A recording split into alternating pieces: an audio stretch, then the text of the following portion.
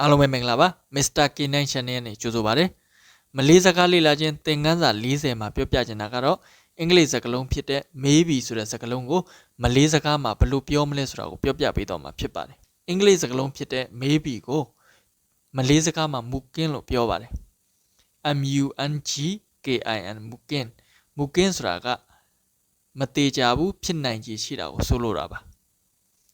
မလေးစကားမှာအသုံးများတဲ့စကားလုံးတစ်လုံးဖြစ်ပါတယ်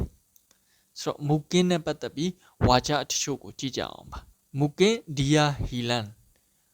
mungkin dia ဆိုတာ hilang လို့လည်းပြောလို့ရပါတယ် hilang ဆိုတာကပျောက်ဆုံးသည် dia ဆိုတာက သူ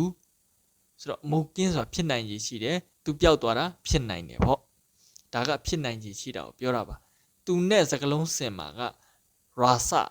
ဆိုတာထင်တာငါကိုယ်တိုင်ထင်တယ် saya rasa dia dah hilangသူပျောက်သွားတယ်လို့ငါထင်တယ်ဆိုတော့ mungkin ဆိုတာဖြစ်နိုင်ခြေရှိတာ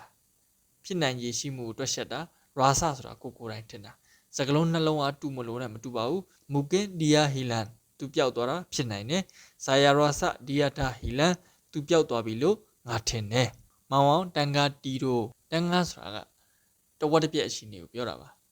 အဲ့မှာတန်ကားဆိုရင်တော့ကျွန်တော်လှေကားကိုပြောတာပါတက်ဆင်းလုပ်တဲ့လှေကားတန်ကားဆိုရင်တော့ဒါတဝက်တစ်ပြက်အရှင်နေဆိုတော့မောင်တန်ကားတီတို့ဆိုတာကအိတ်သည်သူအိတ်နေတုံးလားတန်ကားကဲကြဆိုရင်ကအလုံးလုံးနေတုံးလို့ဆိုလိုတာပါမောင်တန်ကားတီတို့မောင်အိတ်နေတုံးလားmungkin dia yang tidur ဖြစ်နိုင်တယ်သူအိတ်နေတာဖြစ်နိုင်တယ်ပေါ့ဒါမို့ mungkin dia yang tak tidur သူအိတ်နေတယ်လို့ငါမထင်ဘူးသူအိတ်နေတာမဖြစ်နိုင်ဘူးပေါ့ဆိုတော့မောင်တန်ကားတီတို့မောင်အိတ်နေတုံးလား mungkin dia yang tidur သူအိတ်နေတာဖြစ်နိုင်တယ် mungkin lebih baik awak tunggu sini လက်ပစ်ဆိုတာပို့တော့ baik ဆိုတာကောင်းတယ် mungkin lebih baik ပို့ကောင်းတယ် awak tunggu sini tunggu ဆိုတာစောင့်တာစောင့်ဆိုင်တာ sini ဆိုတာဒီနေရာဆိုတော့မင်းဒီနေရာမှာစောင့်နေတယ်ဆိုရင်ပို့ကောင်းတယ်လို့ထင်တယ်ဒီနေရာမှာစောင့်နေတာပို့ကောင်းတယ်ပေါ့ထင်မြင်ချက်ကိုပေးတာပါ mungkin lebih baik awak tunggu sini မင်းဒီမှာစောင့်နေတာပို့ကောင်းမယ်ထင်တယ် awak rasa restaurant to buka tak rasa ဆိုတာထင်မြင်တယ် restaurant ဆိုတာ restaurant နဲ့တူပါတယ်စားတောက်ဆိုင်မှာ to ဆိုတာက itu ဆိုတော့ဟိုစားတောက်ဆိုင် buka tak ဆိုတာ buka ဆိုတာဖွင့်လာ tak ဆိုတာအမေးစကားလုံး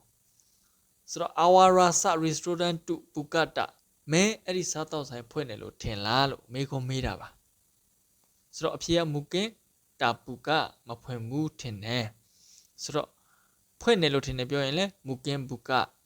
ပြောလို့ရပါတယ်ဆိုတော့ awak rasa restaurant to buka tak စားတောက်ဆိုင်ဖွင့်တယ်လို့မင်းထင်လား mungkin tak buka မဖွင့်ဘူးထင်တယ်ဗီဒီယိုလေးကိုအဆုံးထိအောင်ကြည့်ရှုပေးတဲ့အတွက်ကျေးဇူးတင်ပါတယ်